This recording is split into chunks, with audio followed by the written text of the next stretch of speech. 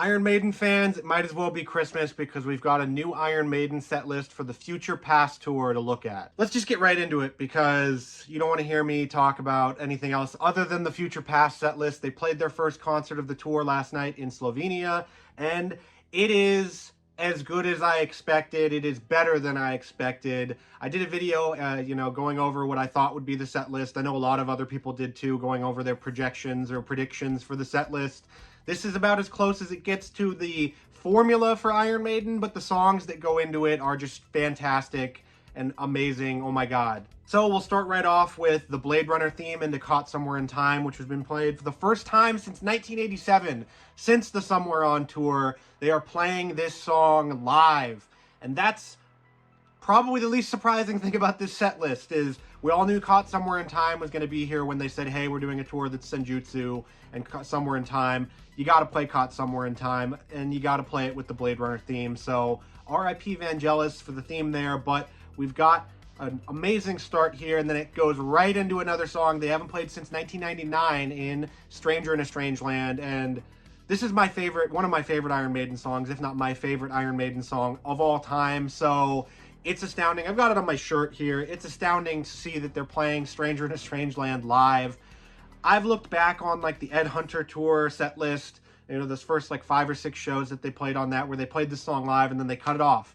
And I was so disappointed every time when they did Somewhere Back in Time and all of that, that they never played Stranger in a Strange Land. They've put him on this version of Eddie on everything. They've put him on plenty of different things. For the Made in England tour, they had a shirt that had this album artwork or this single artwork on it, and we never got it until now. So we have Stranger to Strangeland kicking off, and then of course, because this is a Senjutsu tour, we have the Writing on the Wall. I thought they would be playing this song because they love this song. Bruce Dickinson and Adrian Smith wrote a hell of a song in the Writing on the Wall, and I know they played it on the last tour, but not a lot of people got to see them on that last leg of the Legacy of the Beast World tour. So they're playing another song from Senjutsu, the Writing on the Wall. Great track to hear live. I'm super excited about this one as well, to hear this with everybody screaming out the chorus. 4, we have a live debut. We have Days of Future Past from Senjutsu. You can see the box that I have right here. And of the songs that they picked, this is a very thematic one, Days of Future Past, the Future Past World Tour. I don't know how I didn't think of that. A lot of other people did and told me in the comments, but another awesome track, another great one. It's so awesome to see. I'm saying the word awesome a million times here, but it's so fantastic to see them play live these songs off of Senjutsu that they didn't get to. I know they said, oh, maybe we'll do a full Senjutsu tour. I think that might have worked a little bit less well than they thought, but this is probably the happiest medium we're going to get because we've gotten basically every song off of Senjutsu played besides a couple here. So I don't know, that tracks. After that, number 5, we have the Time Machine, another live debut. This one fits in my set list that I was predicting. I thought that they would be playing all 3 of the epic tracks or something like that. So this one kind of got booted out, but the thematic way that this fits in with the Time Machine, you're going back in time, somewhere in time, whatever, fits really well. This track is awesome. The more and more I listen to Senjutsu, the more I love it. The more I listen to this track in particular, the Time Machine, it's really vaulted up on those tracks of Senjutsu that I really love. Obviously, the top 3 are going to be those epic Steve Harris tracks, but the Time Machine and even Stratego kind of bumping into that upper echelon of that album. So great to hear them play this one. Number 6, we have The Prisoner, which is the first time since 2014. I've seen them play The Prisoner, but another great song to hear. And for those fans out there that want to cry about, oh my god, they keep playing The Number of the Beast and Run to the Hills and Hog Me Thy Name, I hate it. Well, they're playing another song here off Number of the Beast, The Prisoner, which we don't get to hear all that often. We didn't get to hear it before they played it in 2014 all that often. So be happy. We're hearing a Number of the Beast song that we don't get to hear very often. And The Prisoner is an absolutely awesome song to hear live. So go figure for Iron Maiden. Number 7, we have one of those epic length Steve Harris tracks. We have Death of the Celts, which happens to be a live debut as well. This track, awesome, epic, just feature-length track from Senjutsu. And so they didn't fit the Parchment on here, which I feel like they might bust that one out later on another tour because that song is just begging to be played live. It's kind of like the Red and the Black. But Death of the Celts, very much like the Klansman, or the Klansman, whatever you want to say about it. You get this track, fits in sort of thematically, Death of the Celts, history, whatever. It doesn't need to perfectly fit in here because the track is amazing. Feature length, epic, just awesome track. And so that comes into number 8. Can I Play With Madness, the first time since 2014, since that Made in England tour. And I love Seventh Son of a Seventh Son. It's my second favorite Iron Maiden album after Somewhere in Time. But Can I Play With Madness, a great song to hear live, a great punchy song to bust out of that epic length, over 10-minute song from Death of the Celts into the opening chorus of Can I Play With Madness. Iron Maiden just know what they're friggin' doing here with these set lists. It's astounding what they do.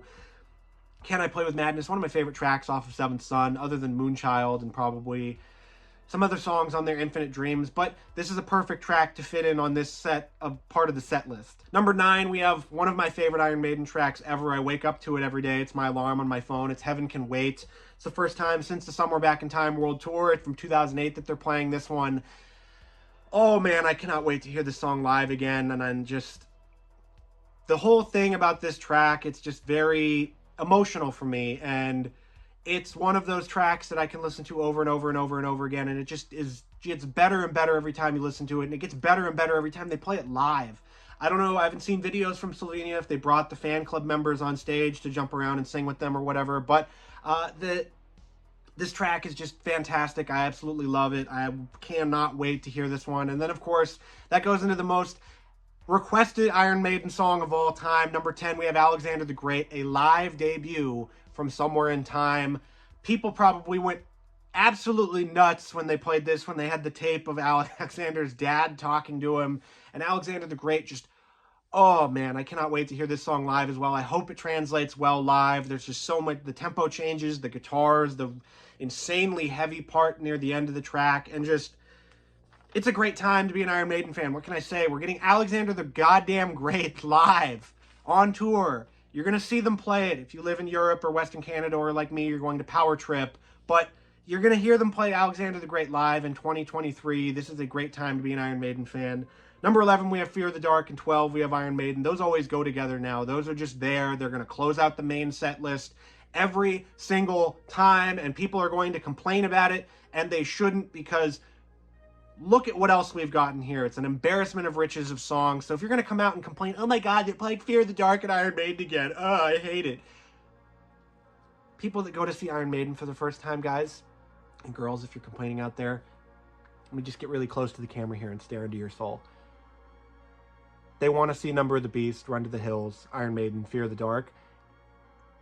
You've seen them 30 times. Thank you for telling me in the comments. But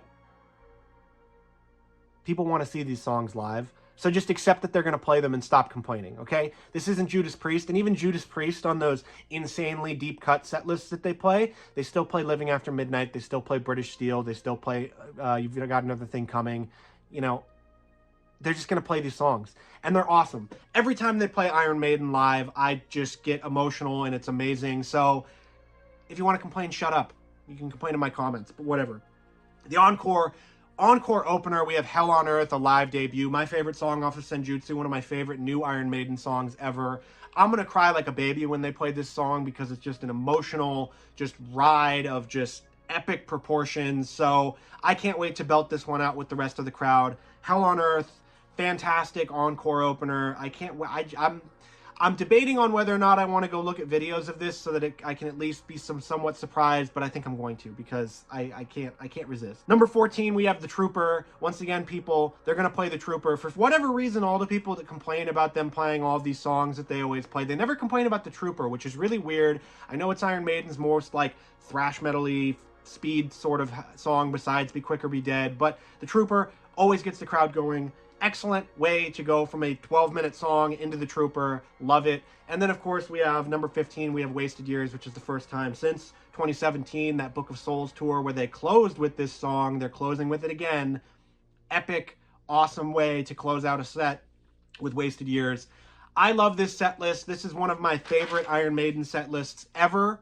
It's just so satisfying. I loved Senjutsu. I love Somewhere in Time. You're getting 5 songs from each, and then 5 songs from Iron Maiden's catalog. And you're not getting the same ones that we always get. So even I might have a crusade against these people that complain, but it's exciting that we're getting Can I Play With Madness, we're getting all these other songs, we're getting so many songs from these new albums, these old albums, whatever. It's just a perfect look at the Iron Maiden discography. So what do you guys out there think of this set list? I love it. And if you love more Iron Maiden content out there, make sure you check out this playlist, because it's all of my Iron Maiden-a-thon reviews, all of my Iron Maiden videos in one thing. So you can go through and see all of it right here.